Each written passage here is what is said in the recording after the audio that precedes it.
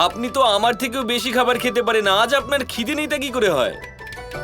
আমি আপনার থেকে বেশি পেটুক একেবারেই নই। আর তাছাড়া আমাকে তো স্বয়ং প্রভু নিজের হাতে এক গ্রাস খাবার খাইয়েছেন, তাতেই আমি তৃপ্ত হয়ে গেছি। এরপর হয়তো কোনোদিনও আর খিদেই পাবে না।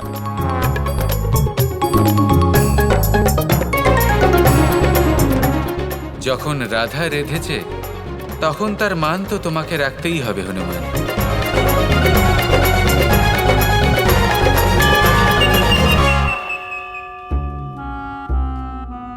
আরে পরিবেশনকারীরা, প্রস্তুত হয়ে পড়ো, আমার সাংঘাতিক খিদে পেয়ে গেছে। খাবার আনো, খাবার। একটু আগেই যে আপনি বলছিলেন যে আপনার একেবারেই খিদে নেই, আর এইমাত্র আপনার এত জোর খিদে পেয়ে গেল। এবার কি আর করি ভ্রাতা বলরাম, আমার প্রভুর লীলাই এই রকম। ভারী অদ্ভুত তো আপনার প্রভু, কখনো খিদে হরণ করেন, আবার কখনো তীব্র খিদে জাগিয়ে তোলেন। কি করি ভ্রাতা বলরাম, আগের জন্মের মর্যাদা পুরুষোত্তম এই জন্মের লীলা পুরুষোত্তম হয়ে জন্মেছেন। এই দেখুন না কিরকম নিজের ভক্তের সাথে লীলা করছেন। শ্রী হনুমান, আপনি খাবার খাচ্ছেন না কেন? প্রভুর খাওয়ানো এক গ্রাসের দ্বারা আমার পেট ভরে গিয়েছিল। এইবার দেখা যাক দেবী রাধার খাইয়ে দেওয়া এক গ্রাস খাবারে আমার পেট ভরে কিনা। কি ভাবছেন? কি আর ভাববো দেবী রাধা, আমি নিশ্চয়ই এই খাবার গ্রহণ করব, কিন্তু এখন আমি শুধু একটাই লাড্ডু খাবো, আর তাও তখন যখন আপনি নিজে আমায় পরিবেশন করবেন। কিন্তু আপনার জন্য ভাড়ার ঘর ভর্তি খাবার আছে, আর আপনি একটাই লাড্ডু চাইছেন, বাকিগুলো কে খাবে? সেসব পরে দেখা যাবে। আপাতত আপনার এই অতিথির ইচ্ছে একটাই, যে তার যজমান যেন নিজের হাতে তাকে লাড্ডু পরিবেশন করেন।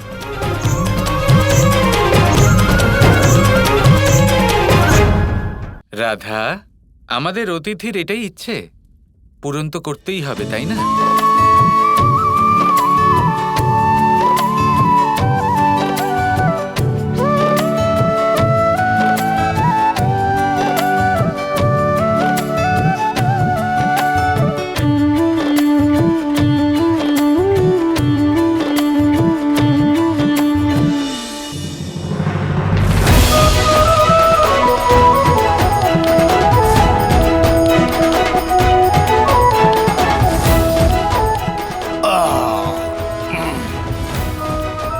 খুব তৃপ্তি পেয়েছি, পেট ভরে গেছে।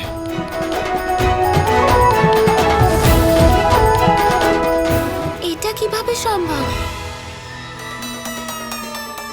আগের বার তো এই ইনি দ্বারকার সব লাড্ডু খেয়ে ফেলেছিল, আর এইবার একটা লাড্ডু খেয়েই পেট ভরে গেল। এটা অসম্ভব। হ্যাঁ হ্যাঁ, এ তো একেবারেই অসম্ভব। আপনারা এরকম করে কেন বলছেন? আমার কথা বিশ্বাস করুন, সত্যিই আমার পেট ভরে গেছে। আপনাদের বিশ্বাস হচ্ছে না, তাই তো? না, হচ্ছে না। তাহলে আমার কাছে আসুন। আরে আসুন আসুন, আপনাদের খাবো না আমি।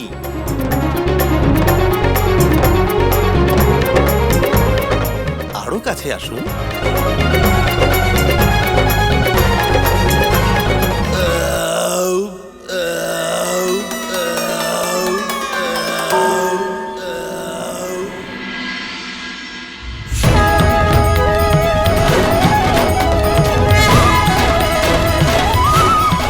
এবার বিশ্বাস হলো তো? হ্যাঁ, বিশ্বাস হয়েছে। এবার আপনারা যান। শ্রী হনুমান, এত যুগ পেরিয়ে গেল তো আপনি শুধরালেন না, তাই না? এমন ভাবে বলছেন যেন অনেক যুগ ধরে আমায় চেনেন।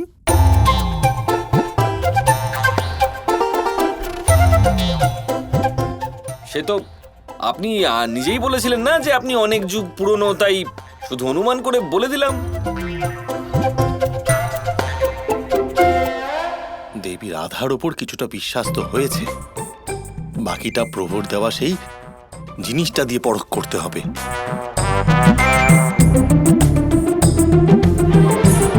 নিন, আমি তো তৃপ্ত হয়ে গেছি, কিন্তু এবার আমি নিজে দেবী রাধাকে খাবার পরিবেশন করব। কিন্তু অতিথি পরিবেশন করেন নাকি? কে বলেছে? এরকম কিন্তু কোনো কথাই নেই। এটা কোথায় লেখা আছে যে শুধুমাত্র যজমানই খাবার পরিবেশন করবেন, অতিথি পারবেন না?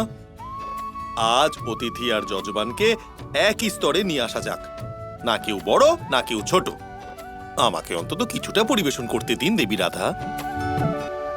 উনি কিন্তু এটা ঠিকই বলছেন। আমার শুনে ভালো লাগলো। এক নতুন রীতির সূত্রপাত ঘটানো যাক।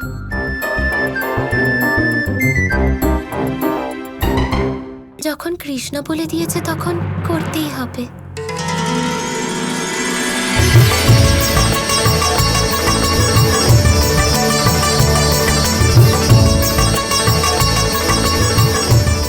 আমিও না হয় হনুমানকে দিয়ে নিজের একটু সেবা করিয়েই নি।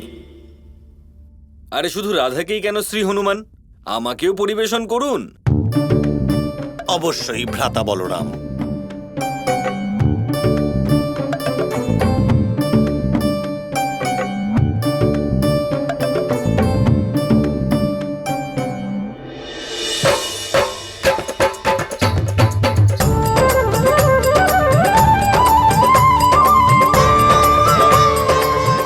এখন না হয় পরিবেশন করছো, কিন্তু খুব তাড়াতাড়ি বুকে টেনে নেবে ছোট ভাই।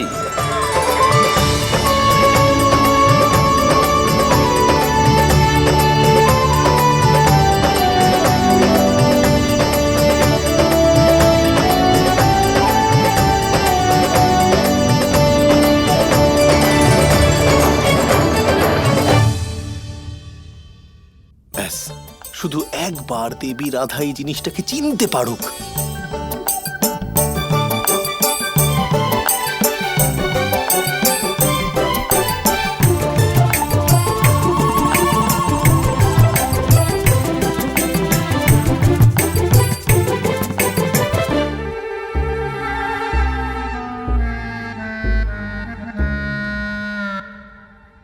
দেবী রাধা, খাবারের সাথে সাথে এই লাড্ডুটাও খান, আপনার অত্যন্ত ভালো লাগবে।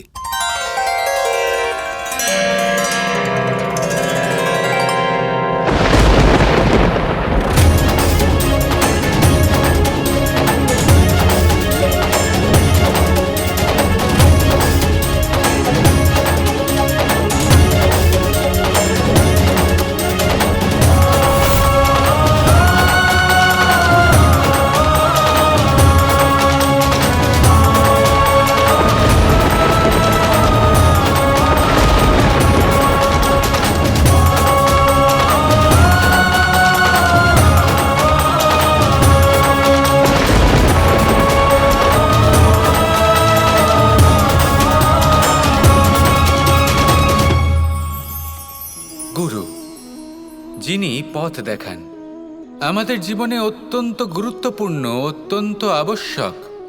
কিন্তু কিছু মানুষ মনে করেন যে গুরুর কোনো প্রয়োজন নেই, কারণ এই সমগ্র জ্ঞান মানুষের অন্তরেই নিহিত রয়েছে। এবার প্রশ্ন এটাই, যদি সমস্ত জ্ঞান মানুষের অন্তরে নিহিত থাকে তাহলে গুরুর কি প্রয়োজন? আর যারা আজ পর্যন্ত গুরুকে মেনে এসেছেন তারা কি অনুচিত করেছেন? এর উত্তর আমি আপনাকে দেব একটা উদাহরণ দ্বারা। একটা কাঠ যা জ্বলনশীল, জ্বলনের ঊর্জা তার অন্তরে নিহিত রয়েছে, কিন্তু তার জ্বলনের জন্য বাইরে থেকে একটা অনুঘটকের প্রয়োজন হয়। এই অনুঘটকই হলেন আপনার গুরু। উত্তাপ যা একটা কাঠকে জ্বালাতে পারে, সেই উত্তাপ হলো গুরুর প্রচেষ্টা। যদি সেই গুরুই না থাকে, তার প্রচেষ্টাই না থাকে, তাহলে সেই সমস্ত জ্ঞান যা মানুষের অন্তরে নিহিত তা ব্যর্থ হয়ে যাবে। যদি আপনার সাথে আপনার গুরু থাকেন, আপনার পথ প্রদর্শন করেন, আপনার অন্তরের জ্ঞানকে বাইরে নিয়ে আসতে পারেন, তাহলে তাকে সম্মান করুন আর আমার সাথে ভালোবেসে বলুন, রাধা রাধা। শ্রী হনুমানকে দেখে আমার এমন মনে হয়েছে যে জীবন আমি যাপন করছি সেটা আমার সত্য নয়। এমন মনে হয় যেন এর থেকেও অনেক বেশি কিছু আছে।